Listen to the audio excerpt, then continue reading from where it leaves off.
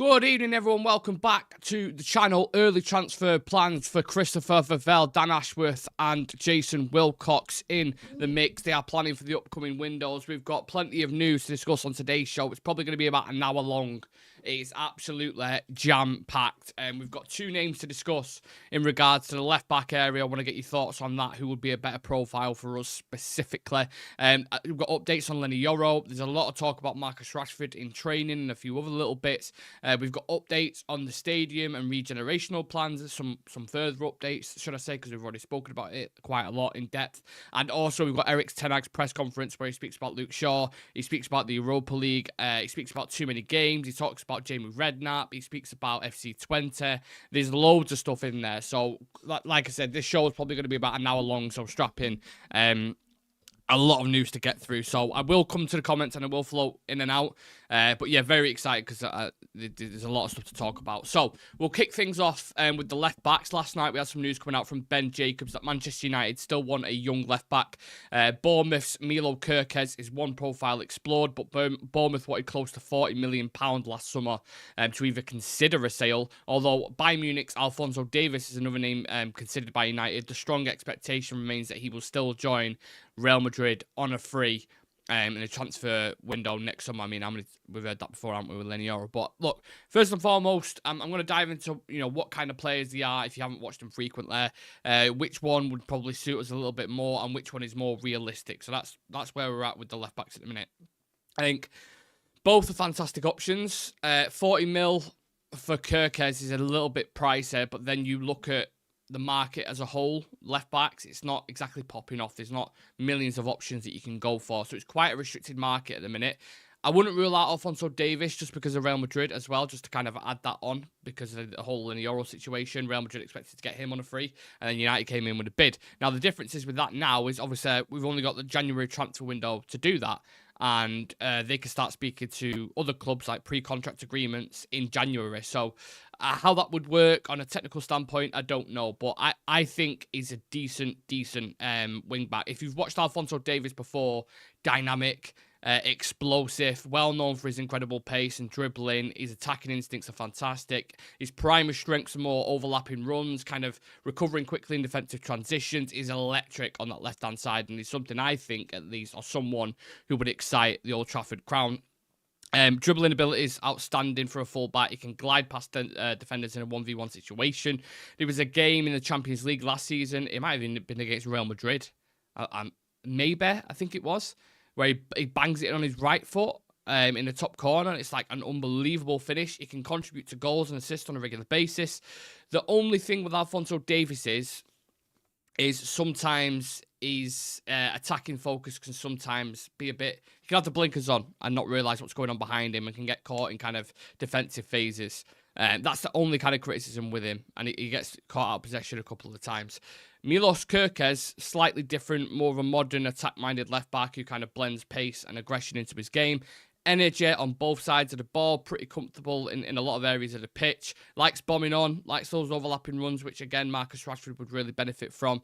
Likes to deliver a dangerous cross, which Man United definitely do not do enough of. We do not put enough crosses into the box. We've said that for years. Our forwards are relatively greedy, and our wing-backs, for the most part, have never been real kind of crossing type of players, have they? Let's be honest. So, yeah, I think his tenacity in pressing and defending stands out as well for Kerkez if you've watched him for Bournemouth. He's an exciting talent, man. I think he's a decent player. Is he the one who's going to be the absolute standout candidate for us at left back? I don't know. I think sometimes with him, because of how aggressive he is, he can over-egg it a little bit. So you've got Alphonso Davies, who obviously likes to bomb on, likes to take on a defender, likes to really push up, and he's electric down that side, and he's got the recovery pace. I'm not saying Kerkez is slow, but sometimes Kerkez is aggressive, and he leaves space, and he can really catch you off guard. I suppose it is similar to Alphonso Davies in that sense, but Alphonso Davies is a lot quicker. And I think Kerkez also needs to improve his decision-making as well when he gets into certain areas, and then certain decisions, when to go, when to press, when to drop off. But that will come with experience as well, because he's still relatively young. Now, when we talk about who will be a better fit for United, it's a tough one, isn't it? Because I think both have similar qualities, but just off what I've seen, purely, I think I would go with Alphonso Davies, personally. I think his attacking qualities are elite. His abilities to stretch the field, which United, again, really, really need that kind of dynamic width and offensive output from that full-back position. So Alphonso Davies would be quite high on my list, and I mentioned this even before we got linked with him. You can go back and check the shows a couple of weeks ago when we was talking about the left-back situation. Now, United often struggle to create chances from wide areas, so when you have someone like Alphonso Davies, when he's got that kind of pace, when he's got that kind of dribbling and crossing ability, would become more of a potent threat down that left-hand side. The right-hand side looks like it's pretty comfortable at the minute. We've got Amad Diallo, we've got Majraoure, and then we've got Kobe, that kind of triangle there, who are all press-resistant, all fantastic in possession, and we have intelligent players there. So that right-hand side looks pretty good. We need to work on this left-hand side, and we need to start developing a partnership, because Luke Shaw, again, which I'll get into in due course in the press conference, is going to be out again. So it's a huge concern at the minute. Luckily we've got Dallo there, so it's not as bad, but I think we need to invest in that area. Don't forget with Alphonso Davies as well, he's got mega experience at the highest level. He's won a Champions League. He's an immediate upgrade in my opinion. And whilst Kerkez is obviously talented, I think the proven record of Alphonso Davies and his world-class attributes would make him a better fit for United. I don't know if you guys would agree. Would you go for someone else? Obviously, the ideal one, if you're just going to cherry-pick someone, anyone in the world, I'd probably go with a Teo Hernandez. I think he's phenomenal, but it's not a realistic world. You're probably going to end up paying 70, 80 million, and Milan probably wouldn't even sell him at that point. So, Alphonso Davies is a realistic target, but we'll have to see what happens with Real Madrid. You know, don't just write him off just yet. Don't write him off. One thing I will say that could be a slight problem is who remembers Ten Hag's quotes before the Bayern Munich game? I think was it the reverse fixture potentially, or it might have been the one at the Allianz Arena actually, where Pellistri started on the right hand side, and these pre-match comments before the game was Alphonso Davies isn't a good defender. So if you're a manager trying to convince a player to come, and you're like, yeah, I really, really like your, I think you'd be perfect for this team. All the reasons that we discussed, attacking dynamic, your electric pace, you could beat a guy 1v1, you've got, you could put crosses into the box, Old Trafford is waiting for you, you'd be perfect option. And then Alphonso Davies goes, I'm not being funny, but before the Champions League game last year, he said I was shit at defending. Is that still the case, or what? Well, just kind of said it out of that and blah, blah, blah. It's one of those, and it kind of hurts your ego when you hear that. And I think he can improve defensively. He's not the best defensive right. I don't necessarily believe that those comments were inaccurate. I just thought it was quite strong before a game. And if you're going to try and convince a player, that could be maybe a tiny stumbling block. But just imagine if you could snatch Alphonso Davies on a free. I don't know what the situation is with Real Madrid at the minute. I don't know if they've still got Ferland Mendy at left back. I think he had an injury or something. I'm not entirely sure. I know Camavinga can play there as well. And they've got maybe one or two others that can. So, yeah, I don't know. I'd have to assess that and see how desperate they are next summer. But certainly one to keep an eye on. But let us know what left back you would go for. I did put a poll up at the start of the show. And interestingly enough, I put which left back would you prefer? Alphonso Davies, 33%. Milos Kerkez, 67%. Very interesting. Rich is saying Kerkez is definitely a much more realistic option, plus he knows the Prem. Amir Fikri says United want Benjamin Sesko, summer deal. Milos Kerkez is good for United. Alex says Alphonso Davies. Okay. So yeah, surprising. So a couple of people are leaning more towards Kerkez than Alphonso Davies. But look, this kind of intertwines with the next part of the show that I want to go into, and there's updates on recruitment. So Ben Jacobs again saying Manchester United might not be too active in January without departures, but 2025 planning for the next window or summer is well underway. Director of Recruitment Christopher Vivell, who was brought in on a short-term contract, looks set to continue for the foreseeable future and has made a strong impression. Look, I like this. Again, this is something I've touched on, and I'm quite passionate about the recruitment, United's recruitment. That has been one of the biggest issues that we've needed to sort out for ages. And bringing someone in like a Christopher Vell, who, this is a guy who's centered on acquiring young, high potential players before they become a certain name, and then developing them into those top tier talents that can become successful at a club like Manchester United. He's got a track record. He's brought in Haaland, Szoboszlai, Gvardiol, Sesko, who someone just mentioned in the chat as well. So this is a guy, like I said, track record is exactly what we was looking for, looking from the outside in when we would always criticise United's recruitment. So it can only be good news. We had an update yesterday as well on Sekou Kone that apparently he's already exciting the United coaches at Carrington. and he's on a fast-track path to a senior team and could even feature in a squad if United make progress in the Carabao Cup. So, and that, again, that's a player who's, Christopher Favel's print is on there. So, when you've got recruitment director and Christopher Favel, you've got Jason Wilcox, who's the technical director, and then you've got Dan Ashworth, who's the sporting director as well. That is a really good trio who are going to bring in, high-quality young players who potentially could develop into world beaters. So, really happy about that. That is exactly what Manchester United needed.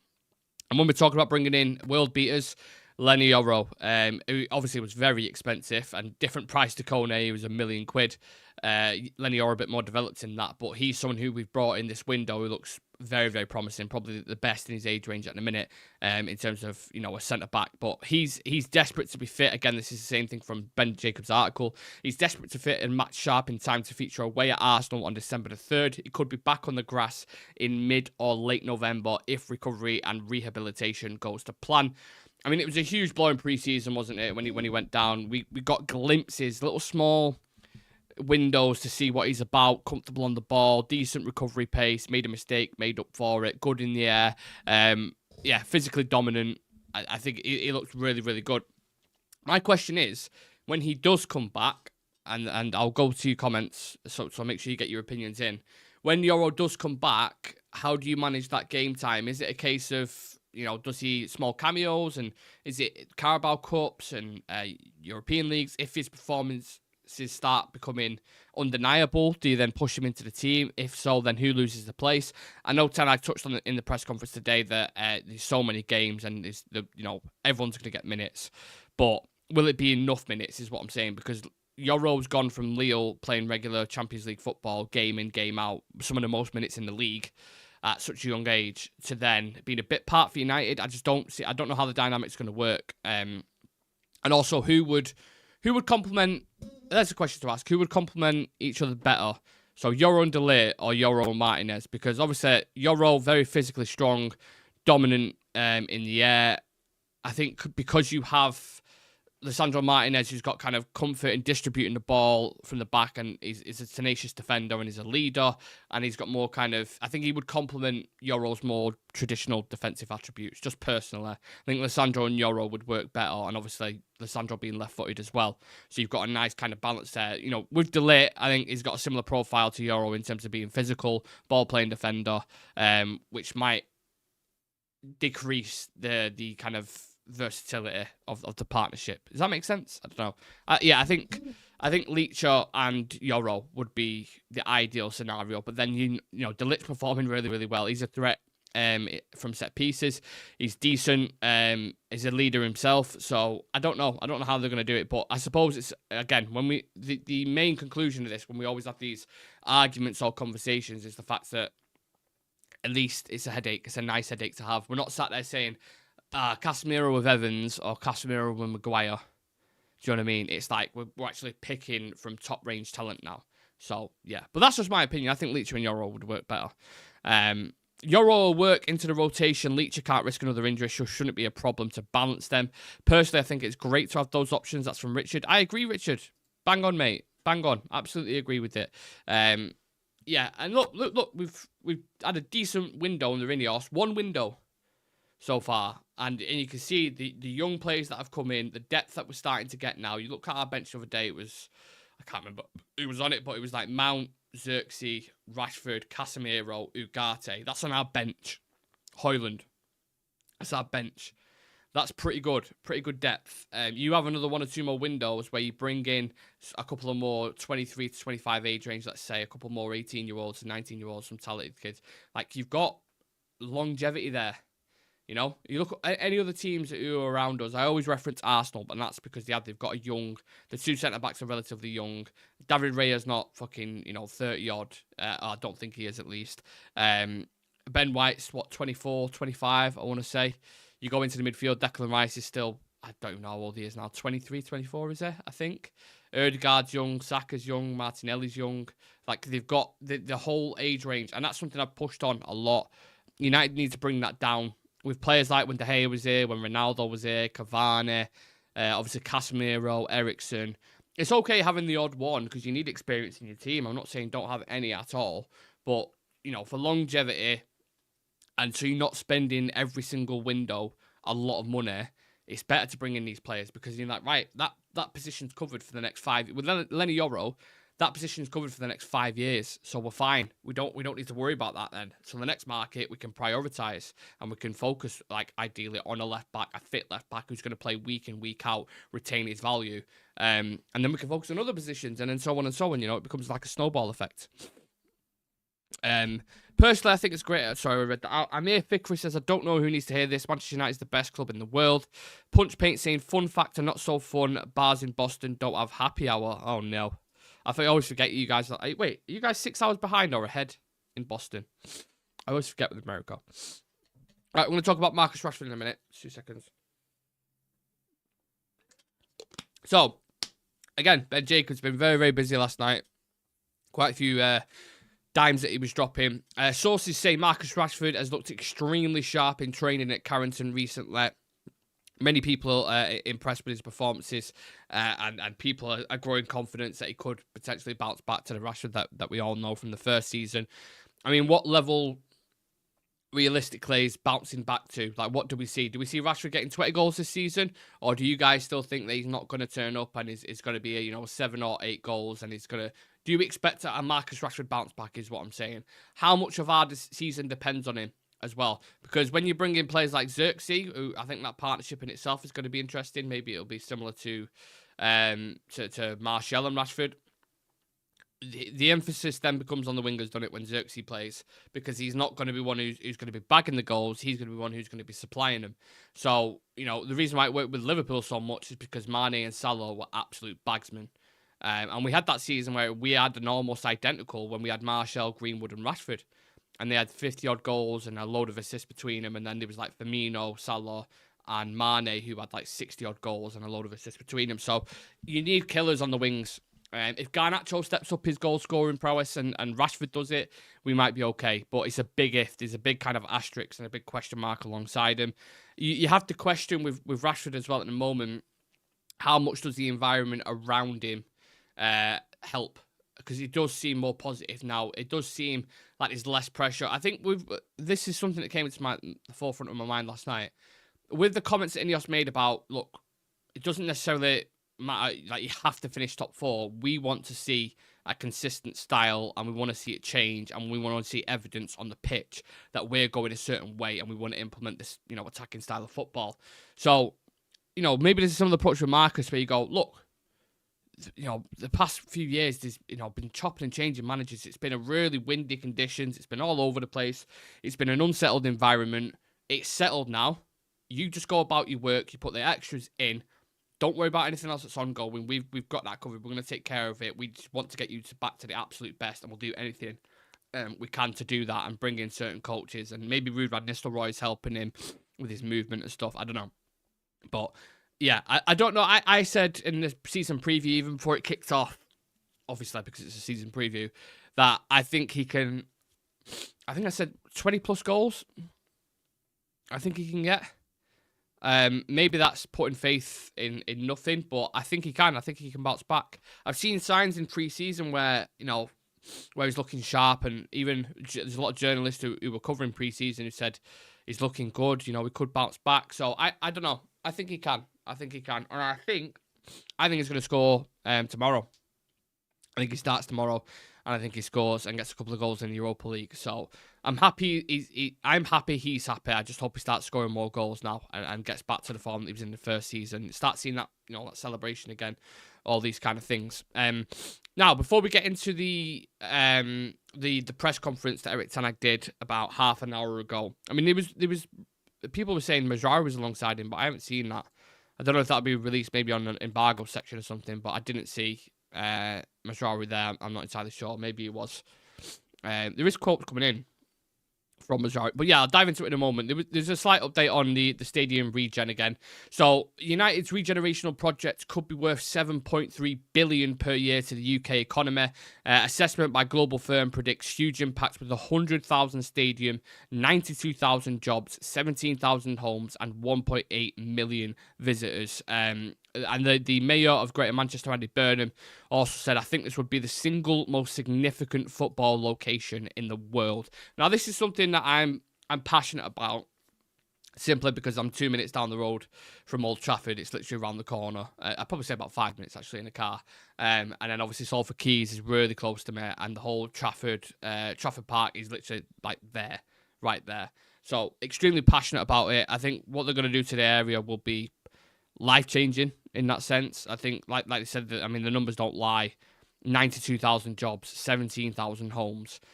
Yeah, it's going to be mega. And speaking from a perspective for someone who, you know, at times has found it difficult when you're out of work, and this is just being completely real with you in the past, and it's, you know, trying to find something consistent that you're not absolutely miserable in. Bringing things like this can only be a positive, and we know how tough the property market is as well. When you're bringing, you know, 17,000 extra homes, investing in the area can only be good for the local community, can't it? It's just as simple as that. Now, obviously, there's reasons why they're doing it. It's the whole point of it is going to be an attraction towards United anyway. But you look at the work that Sheikh Mansour's done with City around that area, like Droyle's doing, and around City's ground. You know, they've hugely, despite where the funds come from, and that's all questionable, they have hugely been a positive impact on the area surrounding City's ground. So, yeah, I don't know. I think it's good. I think it's going to take a while. It's going to take a couple of years before we really start seeing kind of the benefits of it. But the area I'm in at the moment, I mean, there's so many things. I actually feel, I mean, Eccles itself is like a town. It's a small, shitty town. Like, no one's really bothered about it. But I actually feel what's available in this area. I mean, not too far away from a giant hospital, despite waiting times in A&E. You know, right near Trafford Centre, which is one of the biggest shopping malls, or why do they call it a mall? What do they call it? Shopping centres, you know, in the northwest, which is amazing, and that's ever expanding.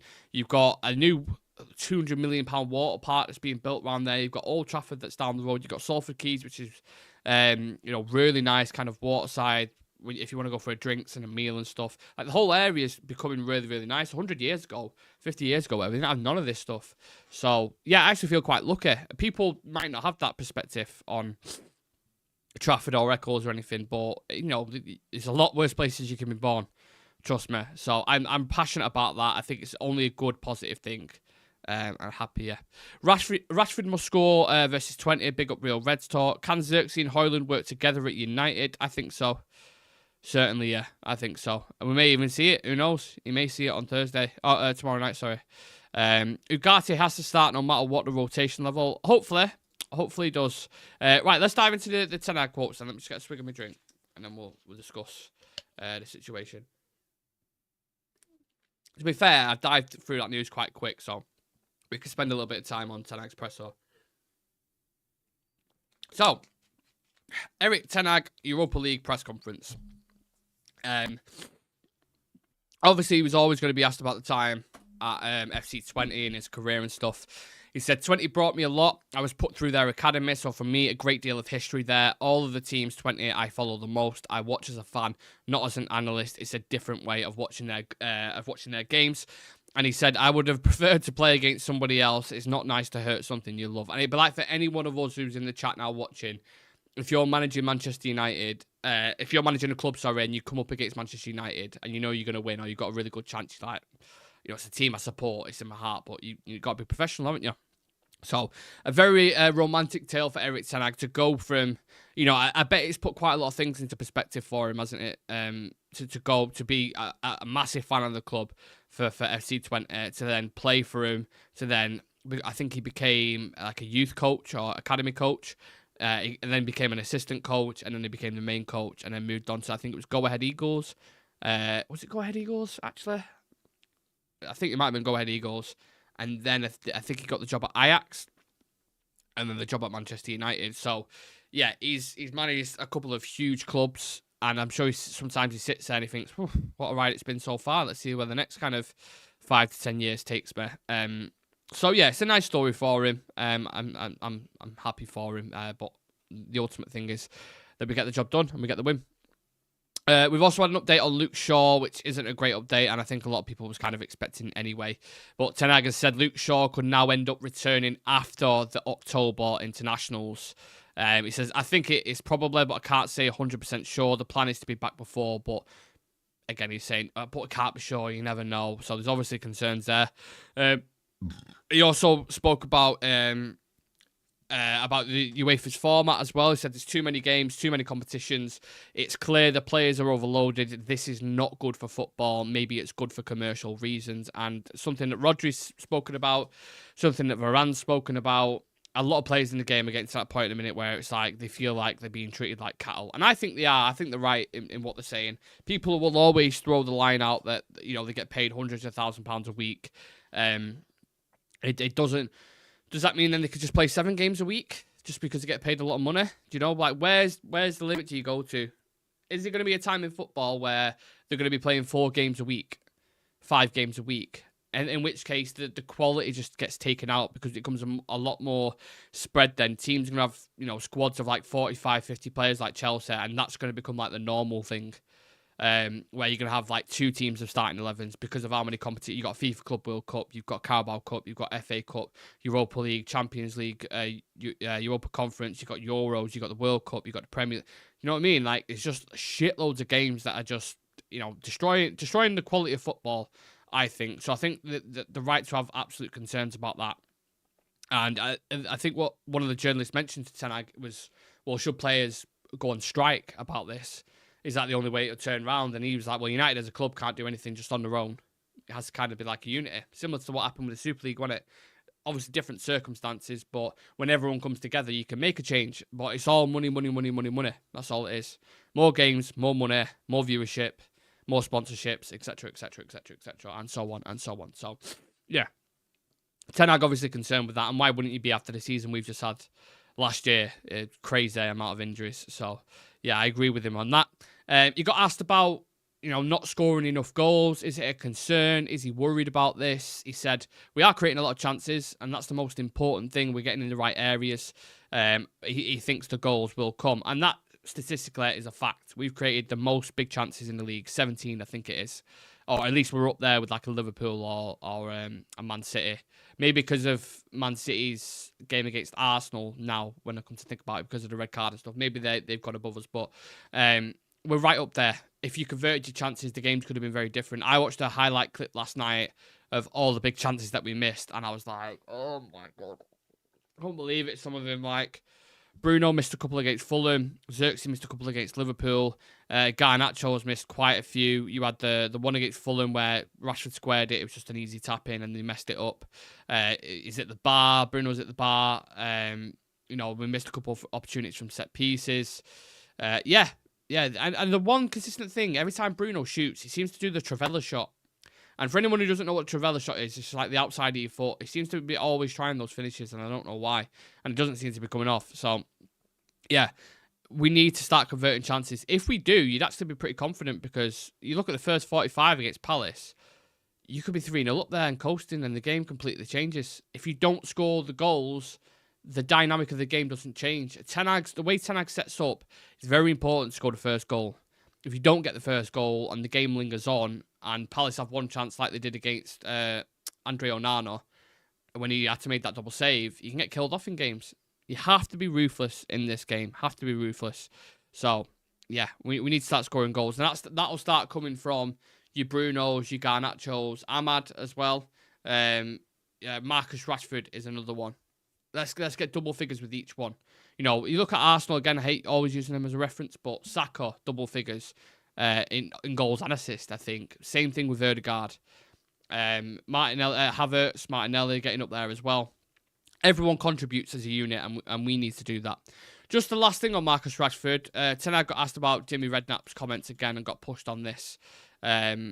And Ten Hag said, I didn't understand the criticism. People are not entitled to bring speculation. If I give an explanation, they have to trust my words. That is not right. And I think Ten Hag's never been one to kind of beat around the bush, as they like. When he got asked about Jadon Sancho, obviously we had that all debacle because he came out and he said he weren't training right. And he wasn't happy with him. So, you know, it's a case of competition for the places. If you're not pushing for it, you're not going to get it. He's done a similar thing with Ronaldo. He's done a similar thing with David De Gea. Like, there's multiple examples that you can use. He's for the most part, obviously there's been some things like the ownership, let's say, for example, that he's not been probably fully transparent on, but the majority of things that he's been asked about, he's been pretty clear when it comes to players and his demands and what he wants. So there was no kind of beating around the bush there. And, you know, Jamie Redknapp's just an idiot for doing what he was doing. I do not want to hear about too many matches. There are people in retail and other industries under pressure daily working 40 hours who can still not feed their families. They get to retire at 35. Obviously, when you use the perspective of nurses and things, when they're working 12-hour shifts, some of them, well, my girlfriend, for example, it was a student nurse, and they're working 12-hour shifts for free. You know, fucking cleaning people's backsides and cleaning blood up and doing all the things that no one wants to do for 12 hours and not even getting fucking paid for it. Well, obviously get student loans and stuff, but that's completely different, innit? So obviously, when you put it into perspective like that, I understand it. But my whole point is, yes, they get paid a lot of money, but the quality of football goes down. Like, could you imagine if United had to play 5 games a week? The quality's dropping right down from having a fully fit team where you've got Onana, Mazraoui, De Ligt, Lisandro, Dalot, Eriksen, Kobe, Bruno, Ahmad, Xerxes, and Rashford, let's say. Just the teams right there. By the 4th or 5th game, you'd have Evans, Maguire. Do you know what I mean? Like, the quality just completely drops off, and that's my concern. You know what I mean? And where the training session is going to fit in, you know, people are going to get injured way, like, a lot more. So that's my whole thought process with it. That front line still needs a lot of work. We need a goal scorer like a Palmer. Rashford just can't be trusted. Listen, oh my God. If I could sign anyone on this planet, my dream signing would be Cole Palmer. I think he's a super talented football. He's so composed. He's from Manchester. He's a Manchester United fan. I could absolutely see him in a United shirt at Old Trafford as one of our star players. And who knows, maybe, I don't know how old Cole Palmer is. He's pretty young, isn't it? So I could certainly see him becoming Bruno's successor, potentially. But I think he has just signed a new deal at Chelsea, hasn't he?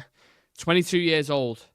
So even in 3 years' time, you sign him at 25, you could have him then for the next 5 years in his prime. I would absolutely be pushing for that every single day of the week.